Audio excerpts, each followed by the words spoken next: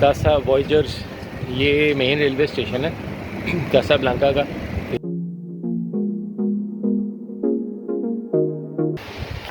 Welcome दोस्तों, एक नई वीडियो में, एक नया दिन और फिर से एक नई उम्मीद।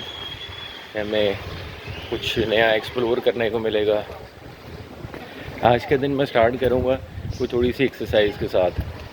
बहुत दिन से निकल के तो अब वो गैप आ गया काफ़ी ज़्यादा। तो मुझे कल रास्ते में आते हुए एक जिम नज़र आया था। उसकी मैंने प्राइस भी से पूछी थी। एक दिन का वो 50 दिरहम मांग रहा था। वो है भी यहाँ घर के करीब ही।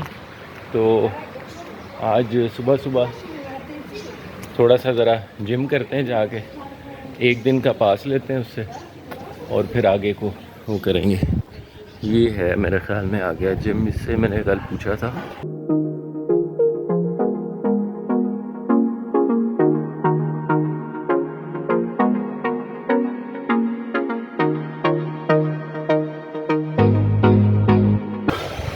डेढ़ घंटा कर लिया जिम हमने, तो अब मेरा दिन बहुत अच्छा गुजर जाएगा सारा। और एक चीज़ मैंने बताई थी यार पहले भी, डिप्रेशन से निकलने का और बल्कि डिप्रेशन को रोकने का सबसे जो बेस्ट तरीका है वो एक्सरसाइज है। मुशक्क़त जिम करो दबा के। तो अब यहाँ पे इसने एक दिन के मुझसे 50 दिरहम लिए। ठीक है। एक वो कल कस्बा के अंदर एक और जिम मिला था, वो मुझसे 20 दिरहम मांग रहा था, लेकिन वो दूर बहुत है और टाइम शॉर्ट है। यहाँ से आज मुझे निकलना है तंजीर से कासाब्लांका की तरफ। तो भी जाके नहा के तो बस निकलते हैं, अपना अगला सफ़र कंटिन्यू करते हैं। हाँ तो भाइयों, हम हो गए तैयार यहाँ से निकलने के लिए। लेकिन जाते हुए ना मैंने सोचा था कि एक ये चीज़ छोटी सी बता दूँ। देखो, ये मेरा रूम था, कमरा मैं आमतौर पर नहीं दिखाता होता, बिल्कुल भी कुछ ज़रूरत नहीं होती उसकी, लेकिन कुछ चीज़ें बताना ज़रूरी है। ये था भाई मेरा कमरा जो मुझे मिला है तंजीर में, और इंतहाई को बुरा ही एक्सपीरियंस मैं कहूँगा इसको यार। ये देखो, ये कमरा देखने में तो ठीक है, लेकिन अब ये नॉर्थ अफ्रीका है और इसमें गर्मी होती है। इस वक्त आजकल 30 से 35 डिग्री के आसपास टेम्परेचर है और इसमें कोई पंखा नहीं है और इसके अलावा कोई साइड फ़ैन भी कोई नहीं इन्होंने रखा हुआ था, किसी किस्म का कोई इंतज़ाम नहीं है। जो वॉशरूम है वो भी शेयर्ड है और उसके अंदर जो कमोड है वो उसमें भी बस कभी पानी आता है कभी नहीं आता। तो ये कोई इतना अच्छा एक्सपीरियंस नहीं था, लेकिन बहरहाल खैर ऐसे ही होता है। फिर कभी अच्छा एक्सपीरियंस होता है, कभी बुरा होता है। हो सकता है अभी आगे इससे भी बुरा हो कोई बहुत ज़्यादा। अभी चल के देखते हैं, लेट्स सी। तो भैया ये है तंजीर का ट्रेन स्टेशन और टिकट बड़ी इजीली मिल गई है मुझे। बड़ा मॉडर्न स्टेशन है। उस पर आपकी वो जो टिकट वाली मशीनें भी हैं, तो आप इजीली जाके ले सकते हैं और बंदा भी कोई ना कोई होता है असिस्ट करने के लिए, आ जाता है अगर आपको समझ नहीं आ रही, क्योंकि ज़्यादातर चीज़ें ना यहाँ पे फ्रेंच में। तो खैर टिकट मिल गई मुझे इनकी ट्रेन की। वालेकुम सलाम। I'm sorry but I do not understand you, brother. Not Arabic. No, I'm not Arabic. Français. France also no. Ma région n'est pas là, les voleurs me darbouillent. I really do not. Je peux payer le ticket à face, s'il te plaît, No, monsieur. I really do not understand what you are saying. I can't speak French. I can speak English only. English. ये नहीं अब पंगा है यार। ये बंदा अल्लाह जाने ये मांग रहा था पैसे, किस काम के लिए समझ तो मुझे इसकी कोई नहीं आई। खैर तो अच्छा, इनकी एक bullet train, high speed train चलती है मोरक्को में तंजीर से कासाब्लांका तक। और ये हाई स्पीड ट्रेन हमें यहाँ से 2 घंटे में पहुँचा देगी कासाब्लांका। टिकट मुझे मिली है 270 दिरहम, 270 मोरक्कन दिरहम। ये पहले भी मैं दिरहम इस्तेमाल कर रहा हूँ लफ्ज़ यार। ये दुबई वाले दिरहम ना लोग समझे ना, ये मोरक्कन दिरहम है। मोरक्कन दिरहम 1 यूरो में 10 तकरीबन 10.5 मोरक्कन दिरहम आते हैं, यानी कि 270 दिरहम। तो ये मुझे टिकट पड़ी होगी रफली कोई 25 या 26 यूरो। वो जो इब्न बतूता की कहानी मैंने शुरू तो की थी तंजीर में, लेकिन दरमियान में और बहुत सारी चीज़ें घूमने फिरने की वजह से वो मैं मज़ीद आगे नहीं कंटिन्यू कर सका। तो इब्ने बतूता ने जब अपना पहला सफ़र शुरू किया वो हज की गर्ज से मक्का की तरफ, तो पहला सफ़र उसने शुरू किया नॉर्थ अफ्रीका की जो कोस्ट है जो तंजीर का इलाका है आज, और फिर मुख्तलिफ़ रास्तों से होता हुआ वो पहुंचा ट्यूनिस। और ट्यूनिस में अब वो करता ये होता था उस दौर में, क्योंकि रास्ते बड़े पुरखतर थे, ख़तरनाक थे, तो हमेशा किसी न किसी काफ़िले को ज्वाइन कर लेता था जो कि दूसरे शहर जा रहा होता था। इस तरह से फिर वो चोरी चकारी से भी बच जाता था। तो वो पहुंचा इस तरह से पहला सफ़र करते हुए पहली मंजिल ट्यूनिस, और ट्यूनिस में सफ़क्स का कोई इलाका था, वहाँ पर उसने सबसे पहली शादी की, लेकिन वो ज़्यादा अरसा नहीं चली। कुछ ही अरसे के बाद लड़की के वालिद से इख्तिलाफ़ की वजह से उसने उसको छोड़ दिया। लेकिन बहरहाल ये उसकी पहली शादी थी, शादियों की एक सीरीज़ जो कि उसने अपने तमाम सफ़र के दौरान की बहुत सारी। 1326 में वो पहुंचा अलेक्ज़ांड्रिया जो कि इस वक्त मिस्र का इलाका है। तो अलेक्ज़ांड्रिया में उसकी मुलाकात एक बुज़ुर्ग बुरहानुद्दीन से हुई, बल्कि दो लोगों से हुई उसकी मुलाकात वहाँ पर। एक थे शेख बुरहानुद्दीन, जिन्होंने उसको बताया कि मैं देख रहा हूँ कि तुम आने वाले वक्त में पूरी दुनिया का सफ़र करोगे, और फिर उसको नसीहत की कि जब तुम सफ़र करो तो मेरे दो भाइयों शेख फरीदुद्दीन जो कि इंडिया में, और शेख रुकनुद्दीन जो कि सिंध में है, उनसे मुलाकात करना और उनको मेरा हाल अहवाल पहुँचाना। और दूसरा एक शख्स थे शेख मुर्शदी, जिन्होंने इब्ने बतूता के किसी ख्वाब की ताबीर उनको बताई थी। उसके बाद इब्ने बतूता रवाना हुआ ममलूक सल्तनत से दोबारा मक्का की तरफ। तो वहाँ से 3 रास्ते जाते होते थे, उसमें से उसने सबसे मुश्किल रास्ता चुना जो कि था दरियाए नील के साथ साथ होते हुए रेड सी की तरफ जाते हुए। रेड सी में कोई बोट थी, उस पर चला तो गया, लेकिन जैसे ही वो रेड सी की किसी कस्बे में पहुंचा, किसी पोर्ट के ऊपर, तो वहाँ पर बगावतें हो रही थी, तो जान का ख़तरा था, उसकी वजह से उसको वापस आना पड़ा। तो वो वापस कायरो आ गया, काहिरा मिस्र।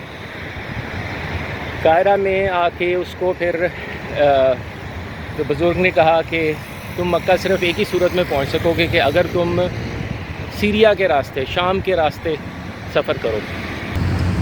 सीरिया के रास्ते जाने का उसको फ़ायदा ये हुआ कि रास्ते में आने वाली बहुत सी मुक़द्दस मकामात, जिसमें यरूशलेम भी शामिल था, तो उसको भी वो विज़िट करता गया।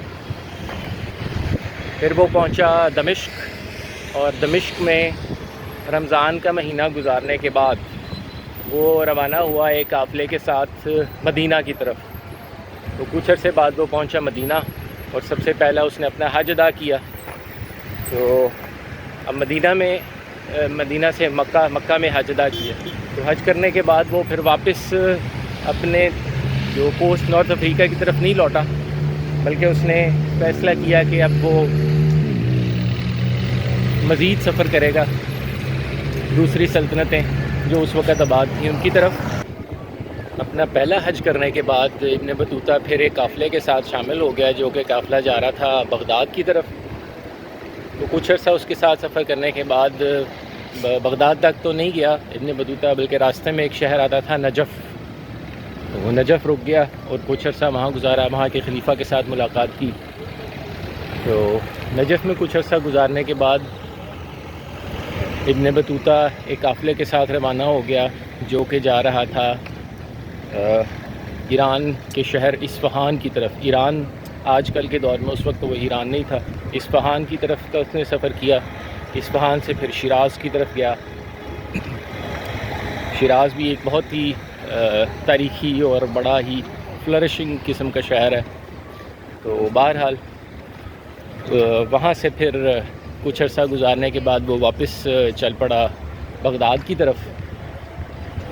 ये वो दौर था, उस वक़्त बगदाद में मंगोलों की हुकूमत थी। कुछ अर्सा पहले हलाकू ख़ान ने पूरे बगदाद को अच्छी तरह से तबाह कर दिया हुआ था। तो कुछ अर्से के बाद अभी तक मंगोलों की हुकूमत थी। तो बगदाद में कुछ अर्सा गुजारने के बाद इब्ने बतूता साहब फिर चल पड़े दोबारा एक हज की तरफ, और इस दफ़ा उन्होंने रूट इख्तियार किया सिल्क रोड वाला। तो किसी काफ़िले के साथ रवाना हुए और चलते चलते फिर पहुँचे मक्का, और वहाँ पे उन्होंने अपना दूसरा हज अदा किया। और उसके बाद फिर वापस लौटने की बजाय एक नए रास्ते के ऊपर एक नया सफ़र शुरू किया अरेबियन पेनिनसुला की तरफ, अरब के बाकी जो इलाके थे उस वक़्त के, उनकी तरफ।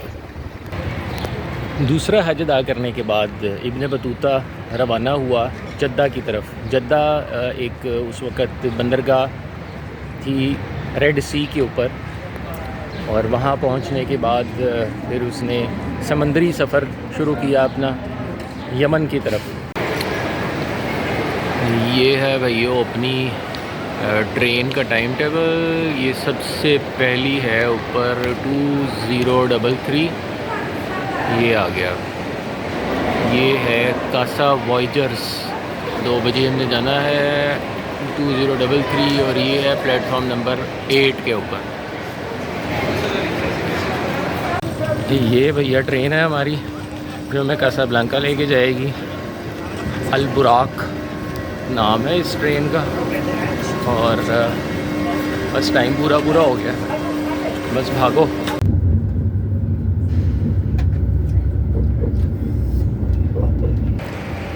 हाँ तो भैया ट्रेन ने पूरे टाइम पे हमें 2 घंटा 10 मिनट में कासाब्लांका पहुँचा दिए। कासाब्लांका के ना 3 रेलवे स्टेशन है, एक ये कासा पोर्टो है, कासा वॉयजर्स है मेन, ये मेरे पीछे लिखा भी हुआ है। तो कासा वॉयजर्स ये मेन रेलवे स्टेशन है कासाब्लांका का, ये जहाँ पर आपको ट्रेन उतारती है आके। तो बाकी उसका जो इंटीरियर है ट्रेन का वो तो बिल्कुल उसी तरह की ट्रेनों का था जिस तरह से हम पीछे से आ रहे थे स्पेन और जर्मनी की।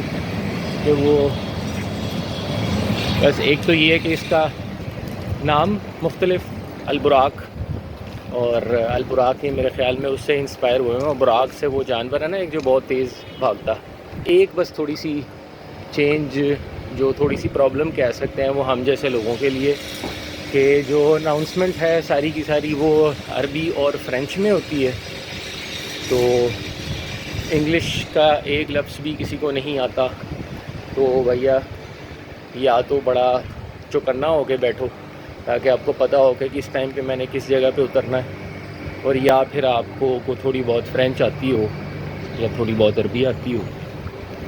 तो भाई मुझे तो दोनों ही नहीं आती, तो तीसरा ऑप्शन हमारे पास सिर्फ चौकन्ना होकर रहने का ही होता। बहरहाल कासाब्लांका भाई हम पहुंच गए, और यहाँ पे अपना स्टे होगा अब 1 से 2 दिन, और यहाँ से अगली मंजिल होगी वेस्टर्न सहारा, क्योंकि जो सही रेगिस्तान जो हमारी मंजिल थी वो उसका सफ़र यहाँ से सही वाला शुरू होगा। सारे रास्ते मुझे आती रही है नींद, और पता नहीं किस वजह से यार नींद आती रही है।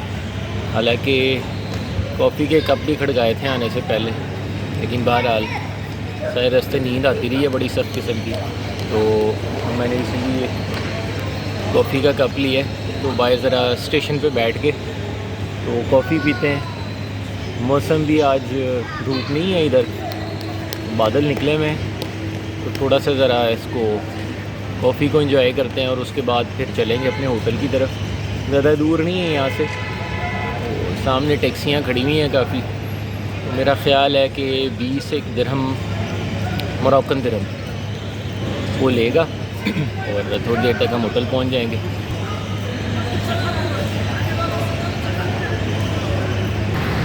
टैक्सी वालों की रेट ही बहुत है भाई, 10-15 मिनट का रास्ता है, और कोई 70 दिरहम मांग रहा है, एक ने 80 दिरहम, तो टोटल मेरे ख्याल में 20 दिरहम होने चाहिए मैक्सिमम।